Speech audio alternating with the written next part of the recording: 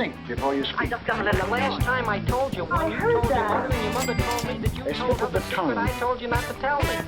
You're watching Lip Service on Bent TV. My name's Simon, and I'm joined by our regular panellists to help sort your problems, Craig, and our special guest stars, Dean and Lisa. Hi there. Thanks, guys. We're going to start off tonight, straight into it. Don't mess about. We've got Josie. Josie has called in with a problem she's having. It's quite brave of her to talk about this herself. She is absolutely obsessively jealous of her partner. Ooh. She cannot resist the opportunity to check her phone, ask where she's been, who she's been with. She's completely obsessed. She said, I can't actually get on with my own life through the sake of jealousy, insecurity. How do you manage jealousy, being that jealous? Have you ever experienced it? Sure. I think it's Given it. time. I've been on the other side, so I haven't been Josie, but I've been the person on the other side. And my advice to you, Josie, it's time to pull that plug. If you're checking their phone, if you can't trust them, it's got nothing to do with them and everything to do with you. If you can't change this pattern, it doesn't mean there's anything wrong with you. It just means something's not sitting right with you. And if it's not sitting right with you, then you've got to change it. You have to do something differently, because if you need to check their phone, if you don't trust when they're out with other people, if you don't trust what she's doing, then you need to find something that works more for you. Interesting to know whether this is the first time she's experienced this or this is a regular pattern.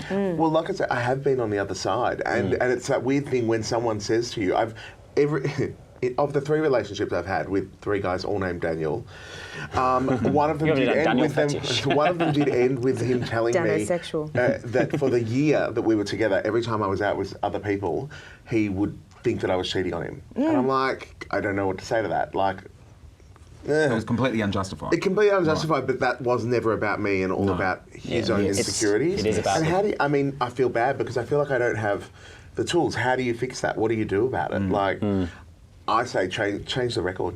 Yeah.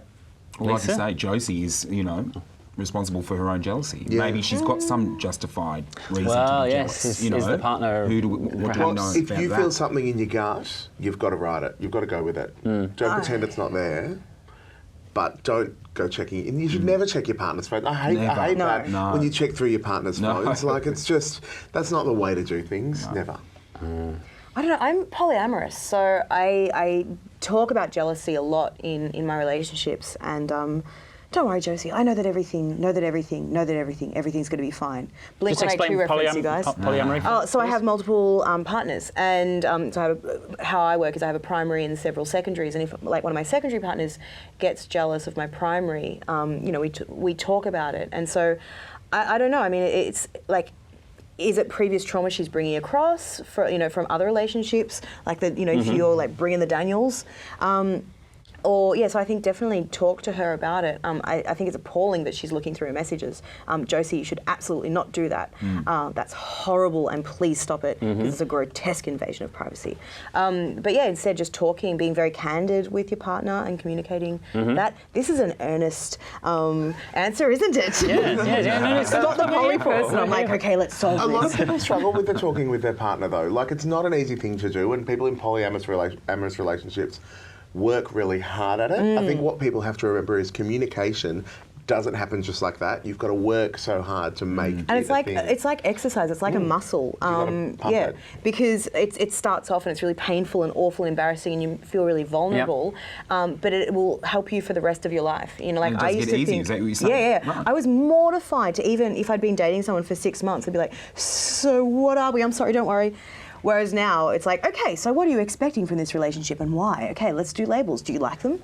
And it just does get way easier. I think Josie's actually, looking for some advice for herself. She's the one who's actually, the proponent of the jealousy, if that's the right term. So what's your perhaps final word, Craig, for Josie?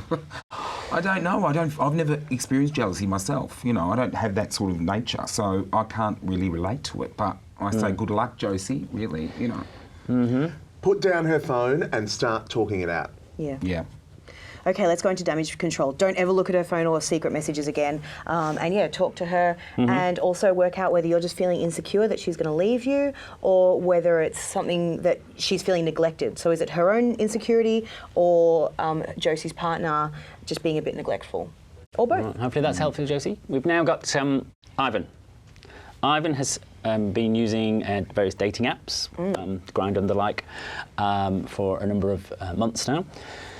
He's getting quite depressed about the unreliability, the time wasters, have swapped messages, and then people don't want to meet apparently, or they do meet or they don't show up and such like. Oh, they're so flaky. Yeah. Girls, Flakiness is the girls issue. really More flakiness flaky. on apps than in a cornflake box. It's Why ridiculous. is that? How can we help Ivan? Female identifying people I find really flaky on online dating. Male identifying people I find they turn up.